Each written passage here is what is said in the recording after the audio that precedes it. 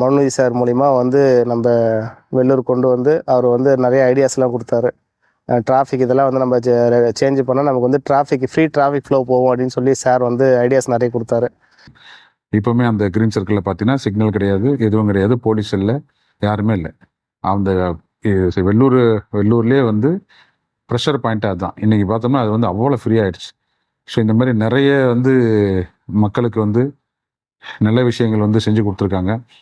Public பார்க்கும்போது வெயிலில் நின்று பொறுமையாக வந்து போகிறதுன்றது ரொம்ப ரொம்ப கஷ்டமான ஒரு விஷயம். அது இல்லாமல் உண்மையிலே இப்போ வந்து பார்த்திங்கன்னா அந்த சிக்னலில் நிற்கிறதுனால பப்ளிக் ப்ரெஷர் இல்லை, டைம் டிலே வந்து அவாய்ட் பண்ணியாச்சு, அடுத்து பொல்யூஷன் கிடையாது. இந்த மாதிரி நிறைய விஷயங்கள் சொல்லிகிட்டே போகலாம். ஸோ கோயம்புத்தூர்லேயும் சரி இந்த கிரீன் சர்க்கிளில் பார்த்தீங்கன்னா ஃப்ரீக்வெண்ட் ஆக்சிடென்ட் ஆகிட்டே இருக்கும்.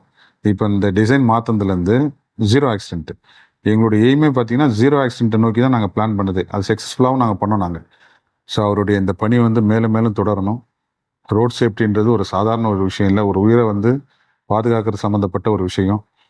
அதை நம்ம ரிட்டையர் ஆகிட்டு அதை அப்படியே விட்டுறாமல் இந்த மாதிரி ஒரு அனுபவம் வாய்ந்த ஒரு திறம்பட திட்டமிடுதல் இருக்கக்கூடிய ஒரு அதிகாரிலாம் நம்ம பார்க்க முடியாது.